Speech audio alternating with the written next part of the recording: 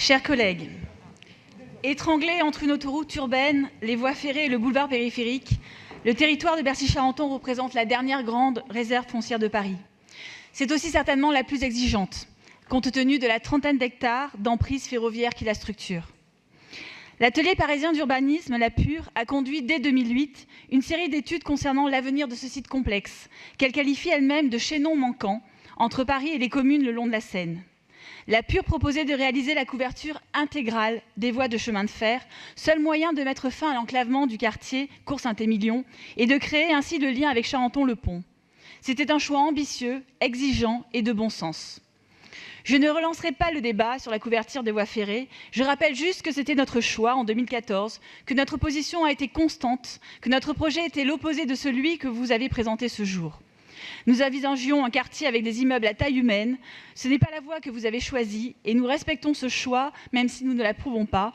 Mais de grâce, je ne veux plus entendre que notre projet n'était pas réalisable techniquement, à moins que la PUR et son schéma d'orientation d'aménagement de 56 pages que je vous invite à lire et qui est toujours en ligne, ait fait lui aussi fausse route. Nous disposions ainsi de 70 hectares obtenus et non des 18 hectares dont vous disposez seulement. Nous préconisions l'horizontalité, vous avez choisi la verticalité. Aujourd'hui, nous allons nous prononcer sur ce projet de ZAC tel que présenté dans la délibération, tout en vous soumettant aussi des propositions d'amélioration. Que les choses soient claires, nous ne sommes pas systématiquement opposés aux tours en tant que telles. Mais encore faut-il se poser la question des tours. Pourquoi faire et dans quel environnement ? Tout au long de votre mandature, vous avez utilisé, ou du moins tenté d'utiliser, le peu d'espace de respiration qu'il reste dans notre capitale. Le stade Championnet, dans le 18e arrondissement, dont je salue d'ailleurs la mobilisation de mon collègue Pierre-Yves Bournazel, qui a permis l'abandon de ce projet. Le stade Ménilmontant, dans le 11e, les tentatives aussi dans le 12e, sur le stade Léo-Lagrange, la cité scolaire Paul-Valéry, et récemment le projet Mazas. Avec ce projet de Bercy-Charenton, vous finissez votre mandature, Madame la maire, en apothéose, en voulant refaire l'urbanisme des années 70, avec des habitants entassés les uns sur les autres, sans tenir compte des conséquences négatives observées dans ces grands ensembles, aussi bien à Paris qu'en dehors de la région parisienne.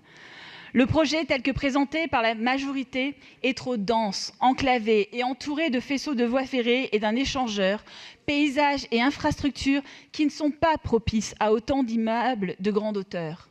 6 tours, dont l'une culmine à 180 mètres, entourées de rails et de voies de circulation, laissent présager un quartier encore plus enclavé et soumis aux nuisances sonores, visuelles et spatiales, ce qui est difficilement compréhensible pour un projet du XXIe siècle. Vous essayez, depuis le début, de faire passer les opposants à ce projet pour des ringards, mais c'est vous qui ressortez la machine à remonter le temps, direction les années 70. Ce projet est aussi la conséquence d'une absence totale de vision de la métropole. Il est de nouveau l'illustration que la maire de Paris ne voit pas au-delà du périphérique et qu'elle a une vision étriquée de sa ville. Et je reprendrai une formule de mon collègue Alexandre Vesperini, enfin l'Alexandre avant sa mutation politique, qui disait que ce projet...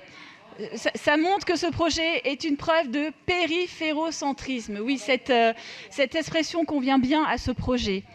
En effet, dans les domaines essentiels comme le logement, les transports, l'activité économique, la qualité de l'air, il est temps que vous initiiez une coordination à l'échelle de la métropole. Ce projet de Bercy-Charenton est certes complexe, Monsieur Micika, et je ne sous-estime pas les contraintes juridiques et techniques que vous avez rencontrées pour le surmonter. Et je vous reconnais aussi le mérite d'avoir su avancer. Cependant, quelle que soit l'énergie pour avancer les négociations avec les partenaires présents sur le site, permettez-moi de dénoncer un manque d'anticipation dans plusieurs domaines. Un manque d'anticipation sur les études d'impact. Ce projet comporte de nombreuses zones d'ombre. Sans jeu de mots, vos annexes ne comportent pas d'études sur les ombres portées, sur les couloirs de vent ou encore sur les études acoustiques, alors que l'environnement et la présence des voies ferrées n'est pas anodin et que les hauteurs envisagées auront des conséquences visuelles fortes sur le paysage parisien. Un manque d'anticipation aussi au niveau écologique. L'autorité environnementale est dubitative sur le choix des grandes hauteurs et sur ce site et sur les impacts paysagers. Il est à noter que la faible surface consacrée aux espaces verts est la contradiction de ce projet avec le plan climat voté au mois dernier. Et d'ailleurs, au lieu d'avoir engagé une votation citoyenne sur le plan climat qui avait fait consensus et unanimité au niveau du Conseil de Paris et qui, bien sûr, allait faire aussi consensus au niveau des Parisiens, il aurait été beaucoup plus pertinent et, j'ose dire, beaucoup plus courageux d'organiser une votation auprès des Parisiens sur le projet de Bercy-Charenton, dont l'urbanisme aurait un impact fort et irréversible sur le paysage de notre ville. Pierre-Yves Bournazel aura l'occasion de développer ultérieurement ce point. Enfin, un manque d'anticipation quant à la desserte des transports qui nous semble aussi insuffisante pour accueillir les 9 000 habitants et les 12 000 salariés. C'est pour cela que nous voterons d'ailleurs positivement les vœux qui demandent des études complémentaires. Concernant le logement prévu dans la ZAC, la proportion de 57% de logements sociaux est bien trop élevée sur un territoire dont les quartiers environnants dépassent les 50%. En effet, l'INSEE fait un découpage par quartier sur la base de ce qu'on appelle les quartiers IRIS.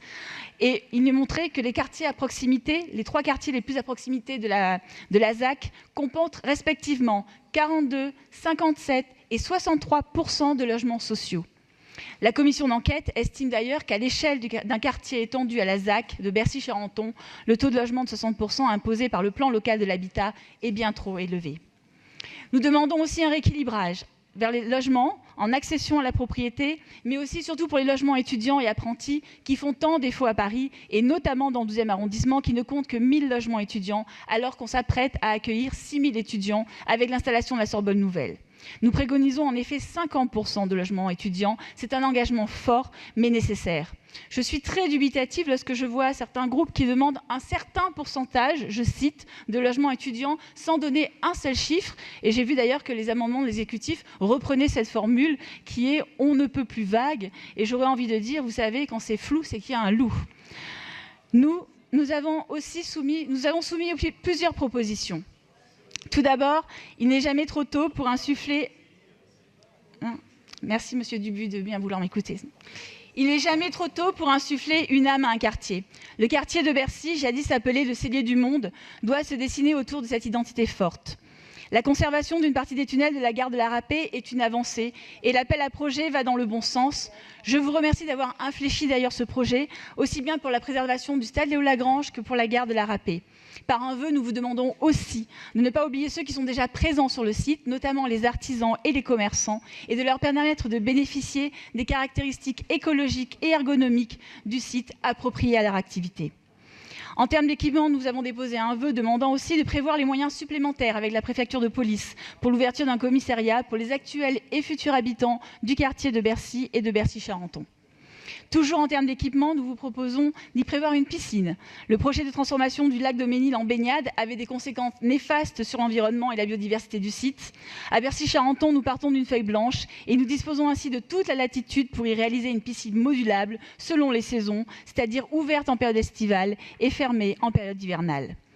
En conseil d'arrondissement, j'ai été surprise des arguments que l'exécutif a mis en avant pour appeler à voter en faveur de ce projet, avec une série de tirades pour faire culpabiliser ou ringardiser ceux qui s'y opposent.